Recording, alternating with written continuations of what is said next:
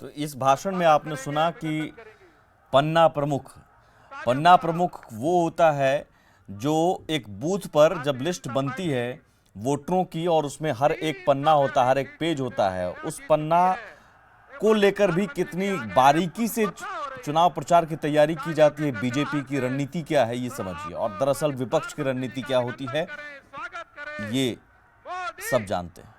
और यही वजह है कि बीजेपी की चुनाव प्रचार को लेकर आक्रामकता हमेशा से रही है।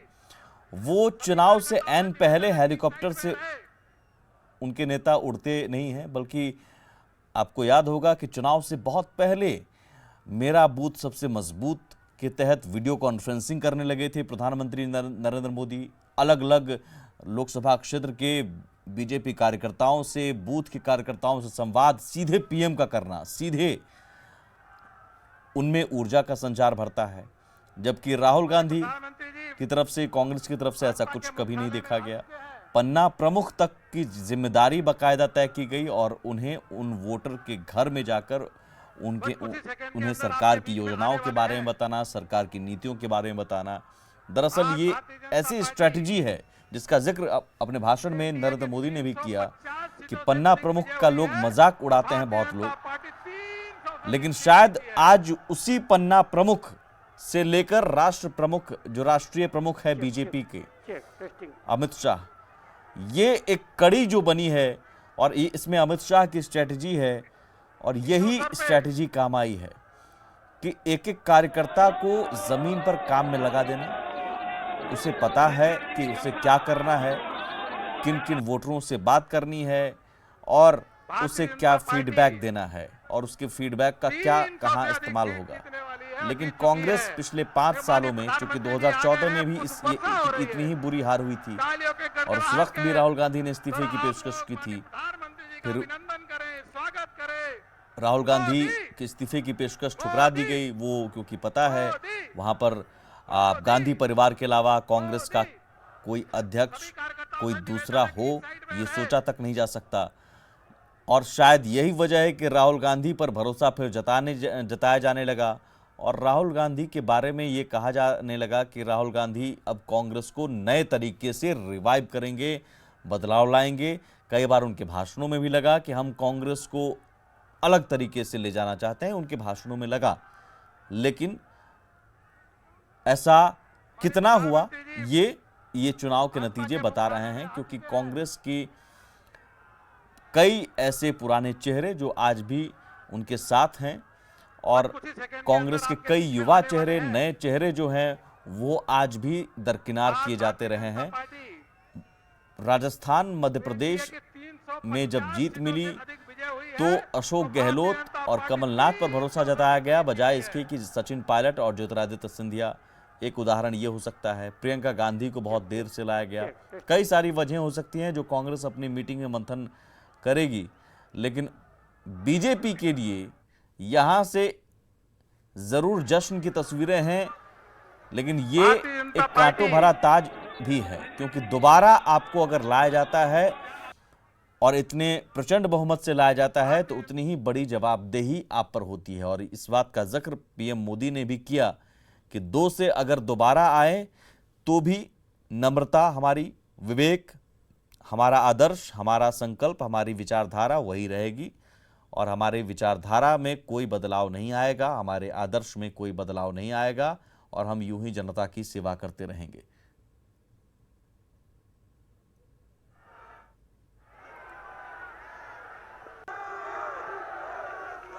मैं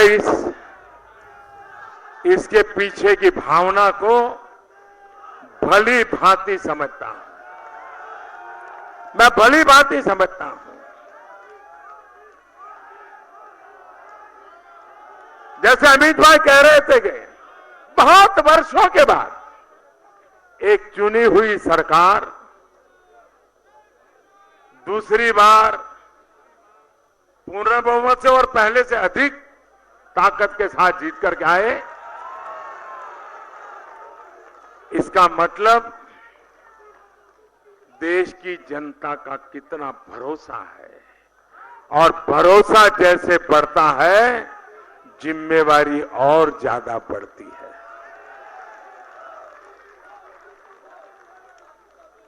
और इसलिए मैं देशवासियों को कहना चाहूंगा कि आपने मुझे जो दायित्व दिया है,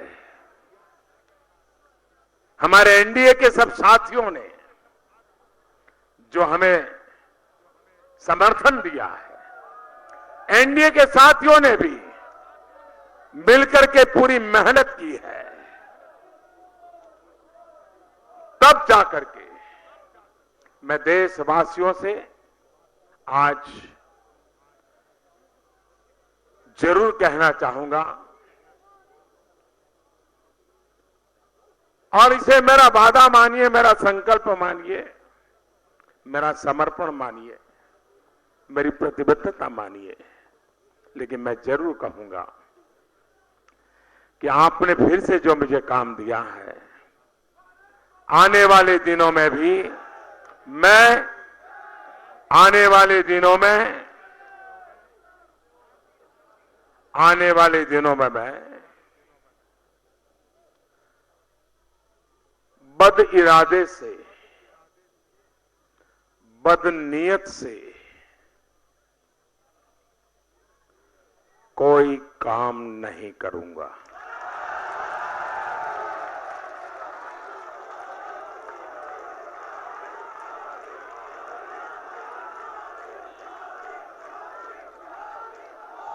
काम करते करते गलती हो सकती है, लेकिन बद इरादे से, बद नीयत से मैं कोई काम नहीं करूंगा। दूसरा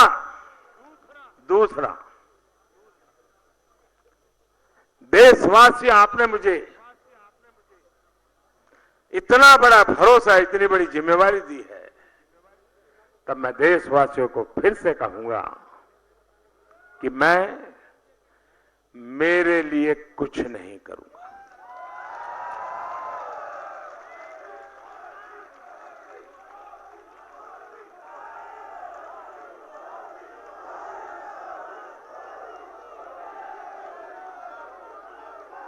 और तीसरी बात मैं सार्वजनिक रूप से कहना चाहूंगा, और तीसरी बात, मेरे समय का पल पल, मेरे शरीर का कण कण सिर्फ और सिर्फ देशवासियों के लिए,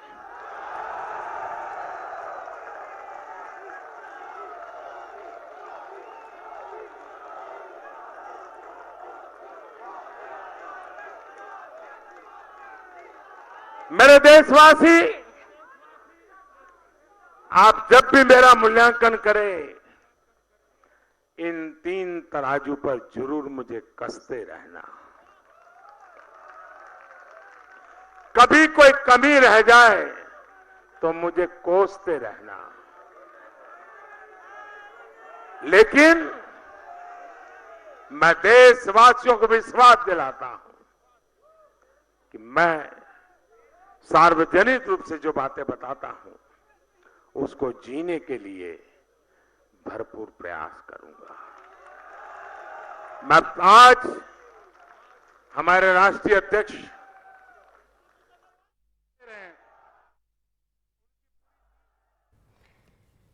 तो प्रधानमंत्री नरेंद्र मोदी देश की जनता का आभार व्यक्त करते हुए और इस बात का जिक्र करते हुए कि उनके समय का पल पल, उनके शरीर का कण कण सब कुछ जनता के लिए है, उनके लिए ही वो हर पल जीते हैं। और ऐसे में नए भारत का निर्माण जिसका उन्होंने वादा किया है, वो अब काम शुरू होगा। ये 21वीं सदी का नया भारत है जिसके लिए हमने ये प्रचंड बहुमत हासिल किया है। विपक्ष बेनकाब हुआ इस चुनाव में, महंगाई का आरोप नहीं लगा, ये उपलब्धि है हमारी। 2 सीट से दोबारा लौटने तक का सफर जो है वो यादगार रहा।